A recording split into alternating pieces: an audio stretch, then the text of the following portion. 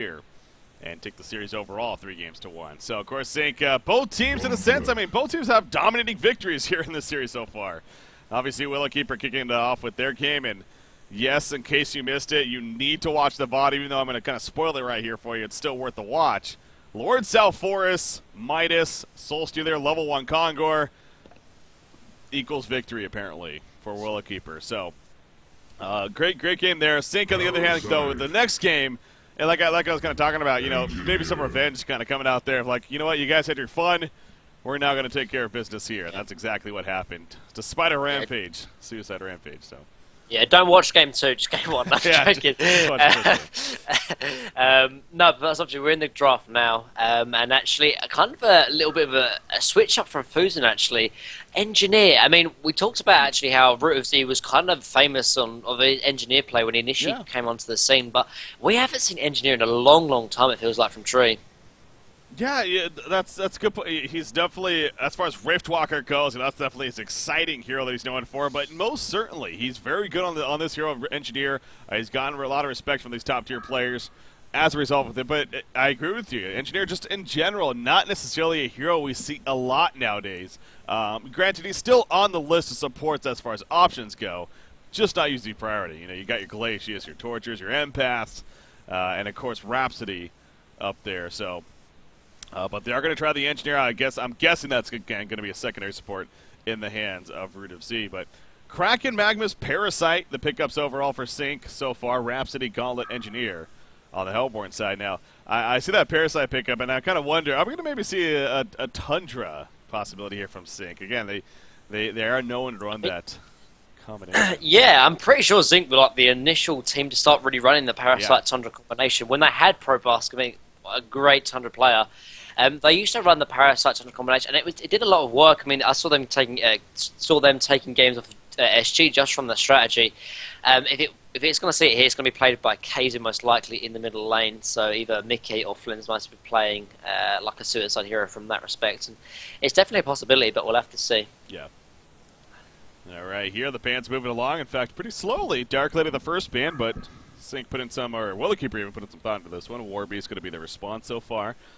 And the bands will continue now. I've seen Boxy down there right-click a couple of fun heroes, Gladiator being one of them, and now he has Flint Beastwood. I mean, in most cases, I would feel like teams just start trolling as they do, but now Trey. In Trey's case, honestly, you never know. You just never know with these guys. That is true, Breaky. That is true. The Flint Beastwood being right-clicked, and hey, he has carry potential. Yeah, I mean, I don't know, it sounds ridiculous, but there is actually quite a good possibility that we might see Flint Beastwood here, because not only is it like a good carry hero, and Tree, they do need that sort of strong carry hero. They always pick up the Engineer, the Gauntlet, and the Rhapsody, and I mean, they run the sort of 4-1 strategy. We know like sort of the strategy from Tree nowadays. They have all the farmer battles but at the same time, I have seen them started playing it. A few scrims actually with Flint Beastwood, are obviously played by Balthazar. So I mean, it's not out of the question, honestly, Breaky. Yeah. So. All right, we'll see shortly enough. As far as the bands coming out again, okay, so I missed actually the initial couple of bands. It was Gemini Revenant, Dark Lady Warbeast, Pharaoh Empath happening here. So now back to Sync. They could definitely still use a support option themselves. You know, Rhapsody Engineer being picked, several others being banned. Glacius Torture is still on the board, so it's not like their options are limited by any means. And in fact, they definitely don't even need to get one of them here, so we'll see what they ultimately end up with. You know, a hero that I've realized, my Z3A challenge, I've kind of been continuing that on these days. I actually happened to continue it yesterday, and I happened to play. Oh, is that banned? What? I thought Moria was still banned. No, she became available I don't know if it was the latest patch, but it was a recent patch. Okay then. Yeah, Moria it is. The only heroes that are banned right now are, I'm guessing 0. It's Tremble, as well as who else is banned right now? The newest hero, Shadowblade. No, Shadowblade's definitely still. Okay. Is Shadowblade eligible now? I don't even know if he is actually. I think he. Anyways, who cares? Moira's picked up. Holy freaking crap! Okay, so let's talk about Moira. So actually, I've seen Zinc play a lot of screens with Moira, and from what Insane says, he thinks that Moira, I think, is one of the best supports in the game right now. And because it just has that presence in terms of ganking with that Ephemeral Forge, obviously can be in like one place in just a matter of seconds. Like the range of 5,000 range, so you can be impactful in like another lane pretty much just with that one spell. So Yeah. it'd be interesting to sort of see how it works here. I think the sort of the niche here where Moira is good is against very, very strong team fight heroes where you can sort of disrupt the potential, kind of like a Vindicator in that respect, but obviously not in the same sort of way of how to sort of disrupt it. But for example, maybe like a Tempest or a Magnus, obviously you chuck all the heroes in the Void or the Arcane Vortex, they take no damage in that, and then after that, obviously they take the increased movement speed from your own team, and obviously they take the magic damage as well. So. Yeah. Whether that's going to be an impactful hero in this game, because of look at Tree's lineup, they're not great in terms of AoE synergy. They've got obviously the engineer and stuff, and it can be all right, to stop like Gauntlet Hook, for example, or Gauntlet Blast. But we'll have to see. I mean, Zinc, particularly in Insane, does rate the hero very, very highly, so I'd be interested to see how they run it. I love Moira. For those that don't know, I happen to be a video production manager actually for Heroes of New Earth as well, and so for actually the most recent Hero Spotlights, I've been a big part of those projects, and it just so happened that Moira was actually the first one that I was really involved in, and so not only for that reason am I kind of tied with this hero that I like the idea of this hero, but because she's my kind of hero too. I've always said I'm a support kind of player. She obviously fits that role very well. The fact that she can be active, so yeah, definitely kind of stressing those points that you were making. The Ephemeral Forge helps for that. Now, the interesting thing to me, though, I'm very curious to see how the Arcane Vortex is used, because that's been that's I think like the biggest talking point about this hero, whether or not it makes her a strong hero in the end or not. Because I know a lot of people, it's a very frustrating ability, because sometimes. Yeah. It seems like even most of the time, even in good players' hands, it's almost like it can backfire. Now, with communication, as long as your teammates are aware that it's happening, it's arguably one of the best counter-initiating tools for what it does, of course. Say something like the Gauntlet hooks somebody in, or Devour's ulting somebody or whatever. You throw that out, and all of a sudden it kind of allows your teammates to then get it set up, as well as stops what's going on there, of course. So, but yeah, I'm very intrigued to see how that's ultimately going to be used here and how that works out. And also, the Shards of Harkon is a powerful tool for stuns. On top of, it's great with initiating kind of heroes, jumping in heroes, and especially with that Wretched Hag pickup to finish things off, they have chances to be able to queue up somebody and then have them jump in and assist with those stuns. So, as long as you have coordination, her potential is definitely very high, I think. So I'm not surprised to see her on the competitive scene. Yeah, I mean, the one issue, though, is obviously, like, these players are great in sort of individual skill, but there is a possibility that, like a Magmus Eruption or a Bat Blast can get kind of screwed up from the Moira Arcane Vortex. So, obviously, Insane has to be on top of his game to make sure, obviously, nothing like that is sort of screwed up because of that one Arcane Vortex. But the final pick here is Balthazar on the Poet Master. So we're not going to see Flint Beastwood today, unfortunately. But oh well. Hey, we're going to see Moira. I'm just fine with that. That is true. And actually, they have Devour and Gauntlet as well. Actually, so 2 hookers actually in one game. Actually, kind of interesting to see there. I'm assuming it's. I mean, are we going to see a tri-lane here? I mean, I'm not 100% sure, honestly. Because, I mean, Devourer and Gauntlet can definitely sort of solo, but they really are most useful in like a dual v dual matchup or like a try versus try matchup. Reps, I mean, Poem Master can definitely solo, but it's going to either be like a Devourer or Gauntlet on the solo lane. And we'll have to see from there, actually. They're actually rotating as 5 down here, trying to get a pickup, but Zinc are not going to get fooled by that. So. Well, it's actually has 4, because Brutus Z is up here. Oh, yeah, Brute. And look what he's doing. He's got mines. Where did he put the mine, though? I can't actually find... Oh, no. Is it? Yeah, it's to block the spawns from Parasite. Actually, a really good idea, but I think either Magmus or Moira actually spotted the initial ward placement or mine placement. So yeah.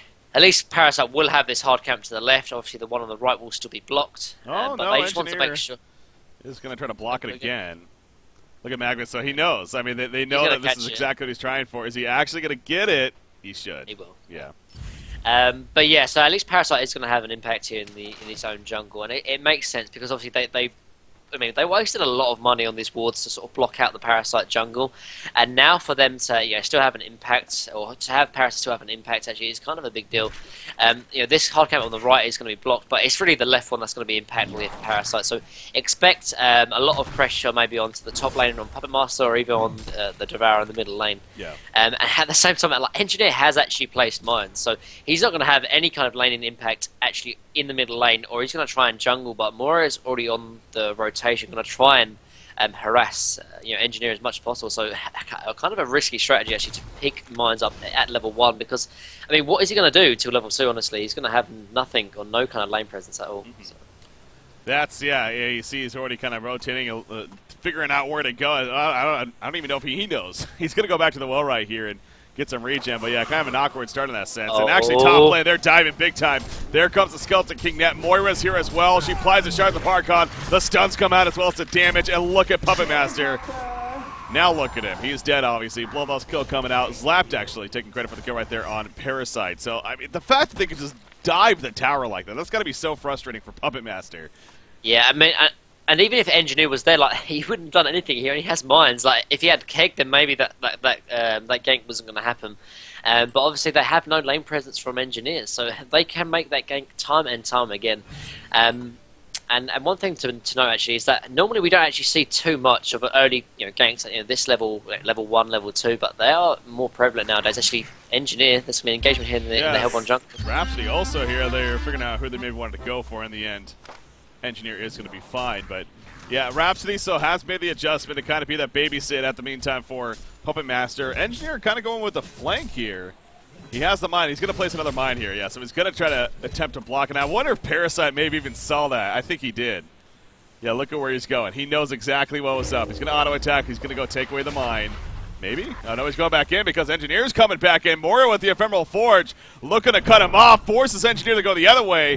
And there is those Shards of Harkon that I was talking about. You apply it on your teammate in the front lines, gets the stun off. And Engineer, he's in a lot of trouble now. Chase continues. The leech coming out already. Yeah, boots some Parasite Shards as well. on one more second. There you go. Shard's going to be stunning. And there goes Root of Z. So this start is fantastic for Sync Esports right here. I don't know if they could have asked for better. No, exactly. And it just goes back to, honestly, a little bit of a weird laning phase, obviously, coming from Tree. That, I mean, they had kind of good intent to try and lock down the Parasite, obviously, with the Engineer mines, but he's still level 1. He has no lane presence, and he's not going to have that until level 2. Obviously, they have the 2 hookers as well, like Gauntlet and Devourer. If you have like a Suicide Gauntlet down here, it's not really going to be able to do too much against Wretched Hag, although he's not doing too bad, actually, 1v1. And obviously Devourer in the middle lane against Kraken. Kraken is definitely going to take that matchup as well. But it's all in this top lane. And because of Engineer doesn't have any lane presence, it's almost like a 2v3. And as a result, I mean, Zinc staying ahead in this game. Yeah. You see top lane. We got Magnus, actually. He's going to take some pressure right here. But Moira's coming in, applying some harassment. And that'll be the end of that. The other thing about Moira, and again, I know folks do a lot, but hey, she's a new hero, so plenty to talk about. Her range actually is 550, so her potential to be a decent babysit, and as far as a good harassment hero in general, pretty solid. I'm also, again, intrigued to see how the Mana Center is going to be used. Mana Center is a great ability in a sense, almost like a silence, if used appropriately, in terms of trying to take somebody out of the fight at key times. She actually did a pretty good job there, too, of preventing the 4-minute stack from happening that Willowkeeper was attempting. So again, clearly causing issues at the top lane. It looks like Zlapped is going to go for a reconnect here as the pause comes out. How are those other lanes doing, though? Devourer is 323 gold per minute, Krake, so he's actually managing pretty solid here, 24-2. Kraken is 28-3, played by Mickey here. And then at the bottom side, Gauntlet is looking at what is he looking at? 19-1 against Hags, who's 18-2. So pretty back and forth, actually, in both of these middle lanes, but as this has kind of developed into a try versus trial, and again, it goes back to these middle and other lane heroes, the solos, getting those level 6s and being of assistance is going to be important. So, and that's going to be happening here very, very shortly. I mean, everyone's level 5 right now as far as the solos are concerned. So, looking forward to seeing that movement happening. And Kraken actually already heading top. Is there a rune there? There is. It's a haste rune. Okay. I wonder. Now, he's not level 6 just yet. I don't know how close he is, unfortunately, but if he manages to get level 6 here very, very shortly, as well as the haste rune, then that could be pretty big. Cersei bug.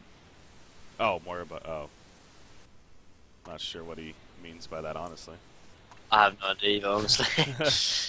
I don't play Moira enough to tell you what kind of bugs she has, but Yeah. It's about damn time. I know there is something with her ephemeral forge where when you use it, like the control sometimes gets funky with her. But anyways, that's whatever. but yeah, going back to Tree, they're only like 2 kills down, so only like 800 gold, 900 experience down. But one thing is for certain, that they need to have some kind of control in this top lane, and they need Engineer level 2. Like I've said it time and time again, but with Parasite, Moira, and Magnus, like they have so much control in this top lane because they're not threatened by anything. Like Puppet Master isn't level 6, Engineer doesn't have his stun, and Rhapsody's only level 2, so she only has this staccato. Actually, Parasite gank here in the middle lane. Yeah, here we go. Release of Kraken comes out. Devour. He bounces the hook. He wants a counter kill. He's not going to get it, though. Oh, it's close, but the bottle charge is just enough for Mickey. And again, that haste rune definitely coming into play. Bottom lane, Gauntlet. He's going on a wretched Hag. If he gets level 6 here, maybe has something, but no, he's just kind of fighting off Hag. And that'll be the end of that. As Moira's coming in, though, she has the Shards of Hark on. That's exactly what I'm talking about. The coordination coming into play right there. Will it actually be a kill? Yeah, oh no, one more auto attack. Gauntlet barely survives. The double hook! Not often do we get that. They both actually miss. That's difficult, man. To sidestep 2 hooks coming at you. And he has survived. But yeah, exactly, though. The Shards of Hark applied. And that's that coordination that I was talking about. Yeah, you saw Flens must actually rotate over to Moira, and then the blink happened. So good play. But yeah, like the Buckler really doing work there for Gauntlet. But again, though, this Parasite's having too much of an impact in this game. He's 3-0-0, 340 GPM. And I mean, I did like the idea of placing the spider mines from Engineer to try and reduce his impact, but it just didn't really work in practice. It made sense in theory, but it just didn't work in practice. Zing just outplayed him in that respect. Yeah. So they need to either have a rotation from Raps in the top lane. I mean, Parasite is most likely going to go back into the jungle. Or they need to just buy enough wards. Actually, bottom lane, Hook is actually hit onto Flensmeister, but he can blink by the end. Yeah, either they need to sort of rebuy some sort of rev wards and normal wards and then block their own hard camps. I mean, that sounds quite counterintuitive, but you have to make sure Parasite doesn't have any more impact in this game. He has actually sort of rotated into his own jungle, so maybe that is a little bit too extreme to go in that aspect. I mean, they're only at 1,000 gold down, but like I said before, Parasite's still going to have an impact in the game, regardless of what jungle he's in. So maybe they could have some lane wards here, particularly in the middle lane, because they need to spot these rotations from Parasite, because he is really the key hero for Zinc in the first early sort of stages. Yeah. And other than that, they just need to try and get some kills. Like, they've got the heroes to do it, particularly in the lane. Obviously, they've got Gauntlet and Devourer. They did try and get a kill here in the Hag, but it just didn't work out. So at least they're trying, because that's obviously the main thing. And one of these days, obviously, one of these kills is going to come into effect here for Tree. Oh my god, what a hook by Krake. That was beautiful. He got the blink, he baited it out, and he knew the exact angle that was needed to land the hook. So very good play right there from Kraken. Down goes Flensmeister. So exactly what you're talking about. You miss 100% of the shots you don't take, so might as well go for them. Or you miss 100% of the hooks you don't take. More appropriate here. Said me. But here comes Parasite again, though. Middle lane, I think Boxy has actually saw the rotation for some reason. But yeah, that one kill was very, very big, though, because look, 450 GPM now. Like, Tree, they're a little bit behind, but I mean, 450 gold at 7 minutes in is actually nothing, practically. They are 1.3k ahead in terms of experience, but that isn't that big of a deal. So, yeah. Actually, that's just Moira's illusion. Man, that's really frustrating to see on the minimap. Like illusions in general, there's plenty of those with Moira, just like with Cersei. So, yeah, using it right there with the Ephemeral Force, just kind of, I mean, that's kind of another fun tool of it, though. You can use it in the sense of to scout things out, see what's going on, and kind of scare them almost. Now, it is a fairly longer cooldown with that set, so you can't just do that all over the place. But, in fact, it's 60 seconds to level 1. Wow, I thought it was only 45, but it's a minute cooldown level 1, so yeah, you have to take that into consideration, too. But, hook middle lane, one of 2 hooks. That one's going to miss right there from Devo. Trying to set it up for Gauntlet. Unfortunately misses, though. You see Quincy making the point that this is the first time we do see 2 of the 3 hookers on the same team. Rhapsody, in the meantime, at the top rune. No longer there as Fusion got picked off. Insanity had credit for the kill, but a lot of that was Parasite, no doubt, being there as well. So, good kill on him. Engineer with the Invis. Right, and that was actually all started from a Wild Hunter Parasite who actually took it away from the Hellborn jungle. So again, Parasite having so much impact in this game. We talked about how he's lapped a very good Tempest, but at the moment he is single-handedly carrying Zinc in this early game. Top lane, Engineer with that Invis. He's looking for a chance. He has his turret and his keg stun now. That's one of those level 1 mines. Bottom lane, Wretched Hag. Release the Kraken comes out, though. Saving the day. Hag's going to barely live. Gets a Son of Scream off as well. And helps for the turret kill. Mickey, perfect timing on his part. Comes in there and helps save the day and also picks up the turn onto Devourer. Again, just goes back to great execution on their part with that said. So, top lane, Parasite. He is looking for a minion to take over. It's only a Wolf Commander, though. Not the most aggressive ganking minion, so I don't think he's going to be able to do much with this. He runs right by Rhapsody. They're going for Puppet. They don't even care. He goes right in. Out comes the Kegstone. Magma's going to be stopped. And now the turn potential out for Willowkeeper. Can they capitalize is the question. Ephemeral Forge coming out from Moira. She comes in with the Shards of Farcons. Not in time, though. Down goes Magnus. Gauntlet also being here, but Parasite got the hell on out of there as soon as he saw that happen. So, at the same time, at the top lane, good turn from Willowkeeper. And also one thing I'd like to point out, Parasite might be in a little bit of trouble. Hook just made great sidestep cover from his slapped, and actually, Boxy might be in trouble himself. Yeah, now he's going to be caught out in his own jungle. Will this happen, though? No face hug for Parasite. Gauntlet, he's looking to juke a little bit, and I guess he does. Boxy. Yeah. Good old no Boxy. clue. But yeah, going back to something that's quite important, though, is that if... Oh, actually, a massive hook onto Flintmaster here, but he does just going to blink away and TP from there, actually, so... But yeah, one thing to note though is actually in game 1, excuse me, in game 1 actually the rotation coming out from the supports here from Tree was a big factor to why Tree actually won in game 1. But in game 2 and 3, I mean I haven't really seen Fusen or actually Root of Z really rotate. Actually, Puppet Master might be in a little bit of trouble actually. No, it should be fun. But yeah, like we haven't seen the rotation come out from Engineer or Rhapsody to sort of gank other lanes. We saw actually in the last engagement, Devourer hooked onto Wretched Hag, and he was like 20 HP away. If there's a support in there, that's a guaranteed kill on Wretched Hag. So I would like to see some maybe rotations come out from Fusen and Root of these, try and get these ganks happening because I mean. Them still sitting up top, yeah, they did obviously save Puppet Master and them, but they need a few more kills to get back into this game. Yeah. You look at Gauntlet porting in, but unfortunately he is spotted. Flint Smash has a ward of sight there that he placed. The grapple going to miss right there to Magnus. Magnus says, screw this, I'm going in actually. Here's the follow-up from Wretched Hag. She has a Bat Blast, not going to use it just yet though, just putting in auto attacks. Face up coming out for Parasite. Magnus goes down, Gauntlet still alive, finally falls. Now Devour, he's holding his ground. Parasite going to be taken out before he can get the Infest out. Kraken though, big release, the Kraken comes out. Moira's here as well with the Shards of Farcon doing plenty of damage. And it's Claydown crew for St. Gabe's Sports. Devourer off to the side. Can he maybe deny himself? No, he cannot. Mickey finishes him off.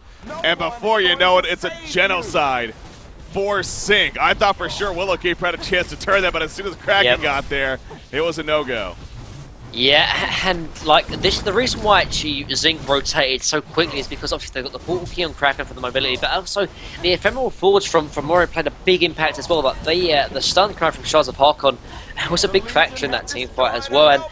And Tree, I mean, they had some good rotations as well to get an early kill from Parasite, but in the end, Zinc just coming out on top again. That they did. So obviously. Feeling pretty good after that, and that's one of those fights where you look back at maybe at the end of the game even, and you think, well, that could have been where it turned. So Willowkeeper, will they be able to make a play right here? They're going for Magnus. The hook going to be coming out from Demon, though. The second hook. Again, it ain't often you have to deal with that, but you do here. And so Casey does eventually get caught. That's got to be so difficult, though, to go up against. And that's why right there. So big pickoffs coming out, obviously, from the Hellborn team. Yeah, not so sidestep king. In the end, Keizu, okay, no, that's what am I saying? That's Mickey there on Kraken, but he's fine. Sends him the illusion. So, Puppet Master, I mean, he's got the Whispering Helm, so he chooses to go the Whispering Helm first here. Once again, we've been talking about that a little bit more recently, it feels like, after quite the stint of just seeing Assassin Shroud first item on a Puppet Master, so. Yeah, I mean, I do disagree with it though. Like, sometimes I think the Whispering Helm first pick for Puppet Master can work. Like, if you just need to sort of AFK farm before you start getting active, then I think it can work. But in this case, they're behind, and the only way to really get out of this deficit is through ganking it. And Puppet Master's a great ganker with that Assassin's Shroud, so him not picking up can definitely be an issue because he's just going to AFK farm here. And yeah, I mean, it's going to increase his farm a little bit. But, I mean, ganking is, I think, where Tree needs to sort of go from this lineup now. This is interesting, too. You've seen Sandio with his Moira build. He actually gets Ghost Marchers. Not often you're going to see Ghost Marchers on a main support. But Moira is one of the few, I think you could argue, where it actually makes a lot of sense because you can use it. You can use items when you Ephemeral Forge is the biggest part of it. and allows her to, get even extra closer despite the Ephemeral Forge process. That on top of the dust she has. Yeah, I think that's a really good point, actually, because Striders obviously isn't the biggest impact. Actually, top lane. Yeah, Kraken catches. I had trouble seeing who that was because he just killed him so quickly, but it was Engineer. As Riddizy gets picked off in the end. Rapsy as well. Kill onto him, and what are they doing, man? They're diving big time. The Ephemeral Forge Moira trying to finish him off. It's not going to happen, though. You saw the brain drain, or not the brain drain, the Mana Sunder was used on him, causing issues, but it's still not enough for the kill. And back over here to the left side, Kraken. He's putting up a fight. He actually, they take out Magnus, and now Kraken left on by himself, and he goes down too. So we're looking for a big exchange right there. Now for Londo, he gets it back, but no, it's not enough. Boxy doing his best to save his friend, but wasn't to be. Oh, these mines! Oh, That's no. unfortunately not the real Parasite, though, or at least he's inside a creep, so he absorbs plenty of damage. He gets a leech off, and now Engineer left alone. Big keg stun, actually, but it doesn't matter as he goes down in the process. Yeah, and this is where it gets dangerous for Singlet. They have been dictating the game. Actually, Box going in, though, just about missed. He might be in trouble because of that. He's going so gutsy right here. He's at least going to maybe kill Moira. Oh, I don't even know if he's going to. Yes, he will in the end. But, well, as I say, at what cost here? Face-up comes out, and the final auto check from Flensmeister to finish him off. So, yeah, definitely not worth that exchange right there when it's all said and done. So. Yeah, and it's obviously where it gets dangerous for Tree because Zinc are dictating the game. Like a massive point that Insane did bring up is like when you have a team that is dictating the point of the game, that it's hard for Tree to really get involved in the game and try and have a say in what's going to happen. And Raps is going to get picked off here in the bottom lane, and Zinc just seems to be all over Tree at the moment. Yeah. Baby taunt to add insult to injury, but welcome to Heroes of New Earth, man. 16 minutes coming into this game, 15-8 hero kill advantage. You got a 6,000 goalie, 5,600 experience lead. Sync doing their best to end things here. And actually, Puppet Master middle lane, Moira coming in with that Ephemeral Forge, as well as everyone else, including Parasite. And Puppet Master on the run, not for long, though. A couple more auto attacks. Okay, well, she's actually still alive, but no, finally, does fall right there. Again, the Mana Sunder causing a little bit of issues, but, and yeah, they get the kill. So, Wretched actually has a life brand, well on his way to a full Grimoire. No reason to do anything different here. Portal Key picked up on Parasite. That's actually very curious. We've seen a lot of puzzle blocks Parasites lately. But Slapped making a priority to get a portal key this game on top of the Ghost Marcher's Blood Chalice. You think it's good logic there? Makes sense? Yeah, I like it because they're not really doing a lot of team fights. I mean, all of these sort of kills haven't been really 5-on-5 engagements. They have been here and there pickoffs, and portal key is going to help him a lot more than sort of like a puzzle block. So I do like the pickoff here actually. Yeah. Oh, the pickup. Sorry. So, Portal Key making sense there. You see Devour middle lane, level 11. He's looking for a random hook. Maybe he was just simply trying to farm, and if that was the case, he accomplishes it. Gets the one creep and a little bit of gold from that. So both Gauntlet and Devour are actually level 11, but neither one has a Portal Key. Yeah, that's the biggest deal, I think. 17 minutes in. You would have hoped at least one of them would have had a Portal Key by now. Not the case, though. Kraken has one, and as we just talked about, Parasite also has one here. Some Ancients in the meantime. Puppet Master, he's working on that Assassin Shroud now, kind of splitting the farm up a little bit. Also, I don't know about that. I almost want to say they probably should have just let either Gauntlet, especially Gauntlet, maybe get that.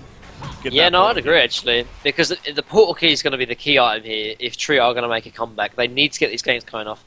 I mean, yeah, you can maybe argue the Assassin Shroud on Puppet Master is important as well, but I think the Gauntlet could definitely the portal key is going to be a little bit more important in that respect. Yeah. I mean, he's just about there anyway, so not the biggest deal, I guess, but they are going to be pushing the bottom tower. You do see Sync Esports pushing top there to get the tower kill up there.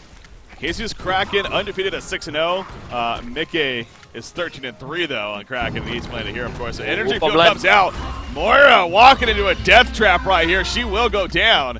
I'm guessing they were maybe looking for an Arcane Vortex. Couldn't get it off, though. Engineer goes down. Here goes Kala, though. Grapple the Kala. Blast looking to burst down Magnus. He gets the kill, but now he's in trouble himself. Puppet Master going to go for the TP. Not for long, though. Release the Kraken used, and he will fall. So, again, numbers, I guess a 2-for-2 technically, but on paper, you would think Sync's feeling pretty happy with that exchange in the end. As well as a little bit of chase there, but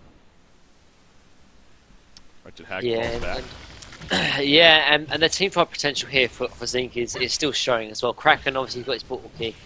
The release Kraken doing a lot of work, and so has obviously the Magnus as well, and the Hag, and there's a strong head picked up only 18 minutes as well. Mickey, oh my god, he's nearly 500 GPM. I didn't even realise how far he actually was. Wow.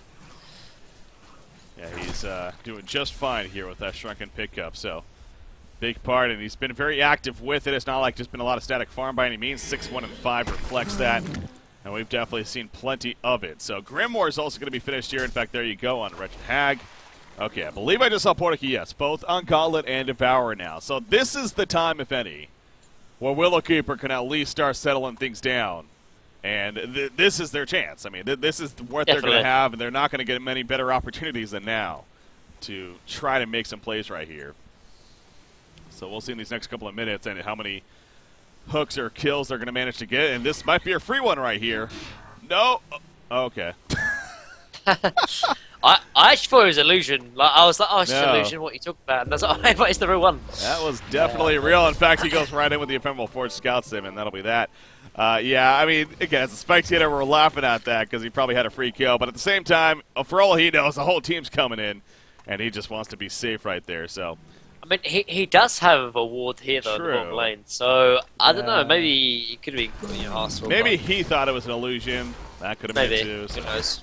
Anyways, point being, he didn't actually go for what could have been a free kill, and what's done is done. So, but again, they have the portal key, so making use of that. Puppet Master working on that Assassin Shroud. No one's at the top portion of the map on the Hellborn side. That's because everyone a Sync is. And this is going to be a secondary tower push here.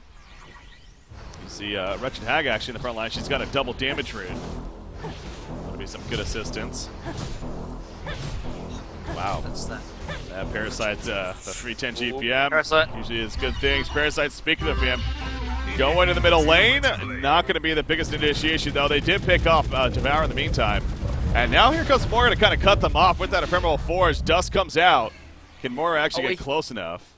Oh, wait. The ulti maybe? Is that going to be in range? Okay, he gets one. I don't know who, but Engineer, I think. Engineer, yeah. He got Engineer, buys the time. That's exactly what you want to use it for. Kraken in the meantime, he cuts off Puppet Master. And now Puppet Master's going to fall in the background. Down goes Engineer. Parasite does get picked off by Boxy, but now Boxy going for the TP stun for Magnus. Not going to be in time. And he at least gets out of there. Good heads up. But again, numbers in favor of Sync, already having the lead. Good catch as well. Yeah. A good catch with the Arcane Vortex. I thought he was just going to be out of range, but at least caught one, and then as a result, took the team fight from there. They're going to take the tier 2 now. They could go for Congo. I don't think they'd be able to kill it quick enough before the resurrect. So tier 2 is the most safe play to hit. To have here. And again, though, big massive hook actually from Gauntlet. Is it going to be enough, though? Devour goes, so they really want to kill this Moira, man. They really have a lot of focus on Insania right there, so they get the kill. It does come at a cost, of course, for Gauntlet. So, yeah, I kind of question how much they tried to really kill him right there. And the end result, the middle tower also falling. So, once again, unfortunately, similar to last game, we're looking at a league growing and growing. Now, the biggest difference, they do have a Puppet Master here on Willowkeeper, so they got a lot of late game potential for sure. But his farm ain't the prettiest, only 300 gold per minute right now. Yeah, and I think in this game they do have a lot more sort of ganking options and ganking viabilities here. They've obviously got the two best hookers probably in the game of Gauntlet and Devourer in terms of ganking potential. And Puppet Master is very close to his Assassin's Shroud, but they need to try and get active though. Like throughout this whole game, they've been sort of sitting back trying to farm, and as a result, Zinc have took the initiation and started ganking themselves. Like if you're the team that doesn't start ganking, then you're just putting yourself in the position to get ganked yourself. So in that respect, I mean, it's hard because obviously they're quite far behind, but they need some kind of action. They need some kind of early aggression if they want to slowly get back into this game. Yeah. Devour, you see him right there again. It's got to be pretty annoying. It's not seriously level annoying by any means, but constantly having to deal with these ephemeral forges coming out from Insania. But that's to his credit. He's being very active with it and keeping them occupied and keeping them guessing about who's where. But Wretched Hag bottom lane, she's gonna blink away. And it looks like she will be fine in the long run. You see Engineer trying to guess that he was there, but good guess, but unfortunately not correct. So Flensmeister makes the escape while on his way to now his Shrunken Head follow-up here.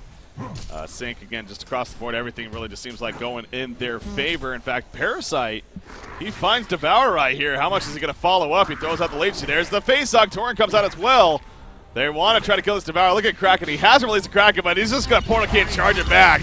But the protective out in perfect range by Fuseman right there.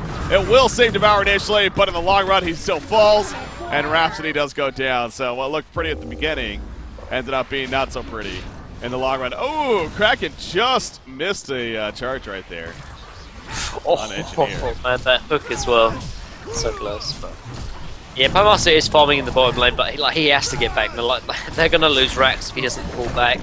Devour doesn't have has a buyback, but I mean he has to fall back. Like we saw actually in the series against BMG, he didn't fall back, and as a result, it cost his team. And he's not falling back here. Like they have to defend this rack, so that this game is already over. Yeah. You know, he wants the assassin shot clearly. I think he just got enough gold for it. Yeah, he just got it. But exactly. So it's like, okay, he has an assassin shot now, but they already got the melee racks. In fact, Magnus goes in the bat plus as well. Wombo combo potential definitely showing there. Gauntlet and Rhapsody just melt away as if they weren't even there. So they go down. Hook from Devour and misses everyone, actually. Hits a creep. And so Sync got what they came for. They take out the middle racks. They're going to move towards top as they got the secondary tower, but that should do it, it looks like. Yeah, Willowkeeper going to throw in the towel here. And that is it. GG, well played. Game 3 goes to Sync. And that means they are your Season 3 Cycle 3 tournament champions here. Third straight cycle. All three belong to them for Sync Esports. So big congratulations to them, of course. And they got to be feeling pretty good as far as that victory here and overall. But Willowkeeper on the other side of the spectrum, you know, a hell of an effort once again. Boy, was it entertaining. Hell on both sides, definitely. Maybe got to see Sync throwing the more up there pick there. It's a little bit different. But the end result was maybe the expected one for a lot of people as Sync once again continues momentum. But in Tree, man, they have the potential clearly. They just are not able to break the code just yet. Yeah, and I mean, it seems so strange though, because in game 1, like I said, they absolutely dominated, and maybe it's because, you know, the other games Tree weren't really playing like on form or whatever, but in game 1 they absolutely dominated, and that's kind of the biggest issue here with Tree. Like they do go on tilt at times, and they're not very reliable in terms of what kind of team that Tree do show up. And another thing to point out as well is because I think in game 1 they had a set strategy in mind, they had it in mind, they knew exactly what they need to do regardless of what stage of the game, and they executed it. In game 2 and 3, it kind of just felt like, you know, Fusion picked these heroes and said, like, let's just play. Like, it doesn't work like that. You need to have like a set strategy in mind, have your timings, you know, ready, and, you know, an answer to everything that Zinc does. In game 2 and 3, I just don't think they were prepared outside of the game 1 they had in mind with their draft. Yeah. So. That's why, you know what, I brought up that analogy and that was bad in bad execution, yeah. but exactly that's what I was getting at. No, it's you're like, right. Yeah, you're right. Was this going to be a one-time thing, or was this going to be something where, okay, they got us in Sync's mindset, they got us, you know, but we're the better team overall, and when it comes to dealing with the, you know, with the usual play, we're gonna outplay you more so than not, and I think that maybe kind of played out there in that series, of course. So. Yeah, Sync takes it 3 games to 1, and again, that is now the third straight cycle, so feeling good for several reasons. Not only holding that title, but, you know, their share of the prize pool, which once again, you know, taking a look right here, breaking that down. Obviously, both teams definitely getting a good amount of money, but Sync definitely that much more in the end, so big congratulations for them on that as well. But, hey, we're 3 cycles down. We still got 5 more to go. We're not even halfway done here as far as Hontour Season 3 regular season is concerned. So there's still plenty more to come, but clearly Sync is the team right now to reckon with. But now this officially goes back to the point that I've constantly been bringing back up of Sync, no team, and from Season 1, from Season 2, whether it was Stay Green or TDM or Complexity. I mean, no team has won 3 cycles, more than 3 cycles throughout Haunter Season 1 and 2. I guess that would be 18 cycles in total. So is Sync going to kind of break that and really show their dominance here, or will that trend continue? Well, I don't know. I think really it depends on what sort of stage Tree are at. Like in game 1, you saw their dominance. You saw how good they can be. Will that sort of depend on how good they actually are is another question. I think for Tree as a team, what they need to do is, you know, have these sort of strategies in mind, but have more than just one. Because in game 2 and 3, I said it before, like they didn't really feel that they had a game plan or a game strategy in mind outside of game 1. If they can build on obviously the game sort of 1 strategy, if they have more sort of sleeves or more sort of sort of surprise up their sleeve, then yeah, that's fine. That's good. They can definitely topple Zinc, but they've got to elongate that one good game into a whole series. This is a best of 5 now. Like, you can't just get a lucky win. Otherwise, the best team will end up winning, and as a result, Zinc did win the grand finals. But for Tree, there's still a little bit more improvement. I think they do need to be, but they can definitely take down Zinc eventually. Eventually, we'll see. With that said, before we start officially wrapping things up, I actually do got a guest here going to be joining us, and from earlier, in fact. He's going to be coming on now, a little bit different mindset, of course. Before it was a matter of how they're going to play later today, and well, now it's how they're feeling after yet another victory here. Even against Willowkeeper. So, giving Insania a call, said, okay, it looks like he might be with us now. Insania. Hey, buddy, what's up? Hey, what's up with you? You feeling good once again, I'm sure? Feels good, yeah. That was an interesting series. Let's start off with that. So, game 1, you're up 1-0 in the series. Game 1 happens. So, what was your reaction after seeing the picks first off? We knew they were going to go level 1 Kong, and we were like, okay, let's see if we can beat them when they get level 1 Kong. Of course. Unfortunately, we couldn't. Unfortunately, we couldn't, but we tried our best. It was all the plan all along. Right, of course, yeah. So, nothing crazy there. No, but Lord South Forest, I mean, Midas, are these heroes were you surprised overall to see them, or do you know that they have potential? But honestly, South Forest is one of those heroes that I think has been popping up every now and then, and I really don't think the hero has any place in the game at all. I think he's really, really weak. Very easily addressable. As we tried, as you maybe noticed, we ran a dual lane short lane, and even with the token, we managed to kill him right away. Yeah. So I don't think he's that strong of a hero. Midas, on the other hand, I think could definitely work, and maybe a small buff doesn't need a lot, and he could be a top tier pick again, like back in the day. So, on a serious note, though, I mean, after that game 1, again, they tied up the series and everything. It is a long series ahead of you at that point, sure, still. But if you could think back, were you guys feeling anxious at all, or worried, or was it just okay? What's done is done. They got us.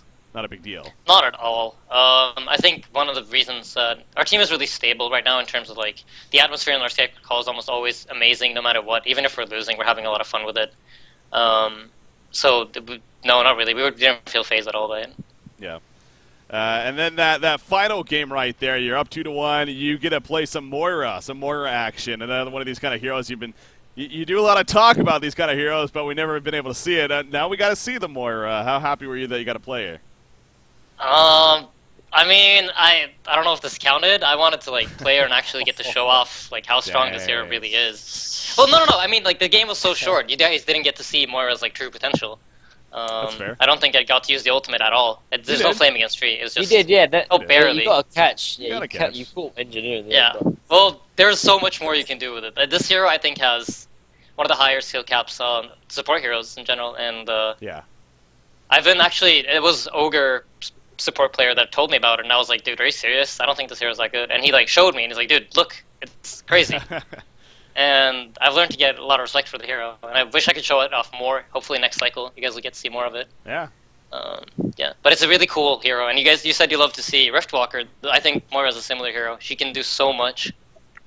Possibilities are endless. Her skill set definitely exactly with the shots, but also the Mana Sunder too is a very interesting tool to use in team fights, and you were very active with that Ephemeral Forge, the E of hers, and that's I think a big power of her, of course. So, Mini Maggot, you got any questions for Insania here as far as the series? Yeah, I mean, game 1 in Tree, Tree, I don't know how you felt playing against them, but to me, their team decisions and their sort of the whole decisions and the whole play, just everything seemed to be clicking perfectly.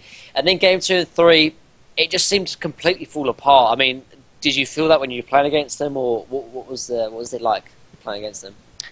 I mean, game 1, whenever you get a Kongor kill, it kind of... I talked about this a lot during the cast, but the momentum gets put in their hands when they have Kongor level 1. They have the level advantage. They have the little bit of lead start that you normally want to get out of the laning phase to start making plays with.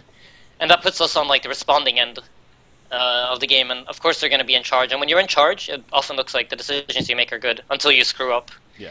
And they played it well, to be honest. They got Kongor, and with that advantage, they managed to take a win, which is a good sign. I mean, it's showing that they're developing as a team. So if they have an advantage, they definitely know how to push it to secure the win as well, which is fun to see. So 3 cycles down. In case you weren't aware, you've won all 3. We've been bringing up the stat, though. No team has ever won more than 3 cycles in a row throughout Season 1 and Season 1 and 2, and of course not even well, we don't know for Season 3. Are you guys beatable right now? How confident are you? Is there ever going to be a team in the near future that defeats you guys? I feel like, if to be like really honest, we're really far ahead in terms of strategy and understanding picks and drafts, I think. And that's the biggest advantage we have over most teams right now. Also, Mickey being overpowered and Keizu being a god helps.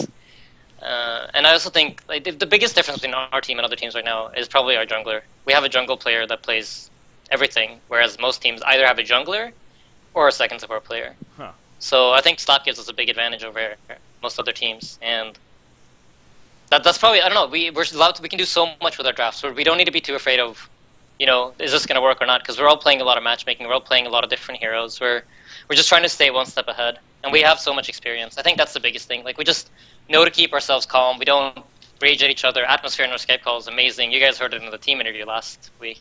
And I just think it's all the outside stuff that makes us so much stronger than everybody else. Well, you guys, you got 2 new teams joining you guys for Cycle 4. Speaking of that, and Dawn and Prime Icarus, actually. Prime Icarus defeated Trek is Love officially. So they're actually going to be joining the Diamond Division. You have any insight on those teams? Are you any bit interested in them, or do you not expect anything out of them? Of course, I mean, I'm telling you, this new generation of players, you don't really know what to expect. Like, you've learned like about Certus now. He plays Ogi. It's weird. We're not used to playing against that. So, of course, you have to show them respect. They're talented players. It's just they're kind of lacking the team decision making, how to play as a team, how to function as a team instead of just like matchmaking where you just run around as 5 good talented players. You need to make it actually click and draft as a team, make the heroes click with each other and stuff like that. And as long as we stay ahead in strategy, I think it's going to be very difficult for us to lose series. We might drop games, but I don't think we're ever going to lose a series in a long time. That's interesting you bring that up, because speaking of actually the series here, I mean, the game 2, the Rampage from Willow Keeper, we never see Rampage. You guys have never really played against it on a competitive tier level, yet you played against it perfectly. I mean, Minimega was actually pointing out the ward of sights that you had placed in that game, and you made a point like, okay, if he's going to charge, we're going to see it wherever he's going. And I think that clearly played a big role in that game. So, yeah, even though you may not be the most experienced against heroes like that, you're smart enough players and you've been around for a while that you can adapt. I think it's safe to say. Yeah. So, anything else, Minimega, or we're good to go? I mean, I got one question. It's quite a short one, but do you think you're going to go unbeaten throughout the whole season of tour? Every cycle is yours. I'm gonna say yes, but I just want to add to it that it's not because we're just playing better than everybody else. It's because we are the team that tries the hardest, I believe. You were talking about Tree and how they scrim a lot, but I don't think there's any team that plays as much on and tries as hard as we do. We do like our research on every single team. We don't underestimate anyone, and we always come in prepared. And I think that this is something I remember Kyle always told me, we in Stay Green, we win because we do our research. We really do prepare for everyone. And I was like, no, you guys are just better than everybody else. It just felt that way. Yeah. But now that, you're in the same position, you actually realize how important it is. Like, we look up every single one of Tree's games whenever we're going to go up against them. We look up BMG's games in case we go up against them as well. So we always come in well prepared, and we know what to do, what picks to have, what heroes are good against what teams and stuff like that. So because of that, I think we're going to go undefeated throughout the entire season, yes. Yeah, nothing wrong with confidence, and that's hopefully saying that though it's well said, and maybe some teams listening in, some players take that for themselves. It's a good point. Preparation is a big key, and anywhere in life, let alone Heroes of New Earth, as far as that's concerned, for competitive on. So it's going to be fun again to see all that. But hey, with the way you guys are playing right now, that keeps up. I mean, it wouldn't surprise me perhaps, but. We'll see. We'll see how that ultimately plays out. Anyways, I think we're good to go here, though. Again, another big congratulations here in Sania. Before we let you go, though, any shout-outs, any final words from yourself? I mean, shout-out to my amazing team. It's a lot of fun playing with all these guys. They're all really cool players. Shout-out to Mickey God. He deserves even more attention than he gets. This guy is insane. Like, give him Monkey King and go AFK and let him win you the game on his own, more or less. Yeah. But yeah, no, shout out to the team. Shout out to you guys for still being around here casting on and making it interesting to watch. Do our best and couldn't do it without the players, so. Yeah. Shout out to all the viewers as well tuning in and watching. All right. Thanks once again, Insania. I appreciate it. Congratulations again. And obviously, we'll stay in touch. This is where you say thank you and then bye. Thank you, Ricky. Okay. There you go. Bye. There you go. Oh, man. The awkward outro. Hey, now he's going to rejoin. Hey, I hung up on you. I'm sorry. Yeah, I'm sorry. I just got distracted by the chat. I'm sorry. Bye. Bye. God. Kick him before he comes back. Insane, yeah. Oh, man. All that's right. fine. But yeah. Anyways, can I actually do that? There we go. Got it. Got it. Anyways. So that is going to be wrapping things up, though, of course, our coverage here. What is cycle number 3? Like I said, we're not even halfway done, though, as far as the season's concerned, and who knows what's after that. So, but it is another cycle in the books, and it is another victory for Sync Esports. You know, confidence, you know, people will take that one of two ways, like, oh, it's just so cocky. And I do agree with what he's saying, though. It makes a lot of sense. Definitely. It really does. I mean, that was a big reason why Stay Green was on top, because Kyle, whether you liked him or you hated him, he was arguably the hardest worker as far as preparing for matches, and that showed in their success. So, of course, Swinham Mountains is what we're referring to when we say Kyle. So, you know, same thing here, it sounds like, for Sync, and, hey, it results in victory. So, I really do hope that other teams, such as Willowkeeper and the other ones, take note of that. You know, you got to prepare, you got to look forward to the matches and the matchups that you're going up against, and take that into consideration, because if you don't, then, you know, Sync could very likely stay on top at this rate. So, we will see. But, yeah, what about you? Anything else to add there? Yeah, I mean, just like going back to what Insane said, like every team in Diamond is probably equal in terms of individual skill, like mechanics in that respect. Obviously, you have like your stand-up players, like your Boxies, like your Mickeys, that are just maybe a cut above the rest in terms of like just raw mechanical skill. But like Insania said, it's the sort of the strategy. It's kind of like the theoretics or you know, theoretical kind of information and sort of strategy and drafting. That is the reason why Sync are on top. If BMG can really rectify that, then you know they can be number one themselves. But it's like Insania says, like it's just more than just playing the game. It's you know, understanding the game, which makes a big difference. Yeah. Any final words from you? Anything else you want to say? Any shout-outs even that you want to give out here before we wrap up? Just shout out to obviously Dawn, Akami in particular. Obviously, they're going to be in Diamond next cycle, so it'll be really good fun if we do get to cast them. Get to flame my old instant reflex member. It'll be quite cool to see. But yeah, just other than that, thanks for having me, Breaky. Always do love casting with you, and I guess we're going to have to wait next week to cast again. Yes, that is true. So, granted, we will have a little bit of a break right here, of course, as it's been throughout the season, but when we come back, Cycle 4, you do not want to miss that. Speaking of that, expect a podcast, too, in between these cycles. We're going to do our best to keep at least a podcast segment in between the cycles.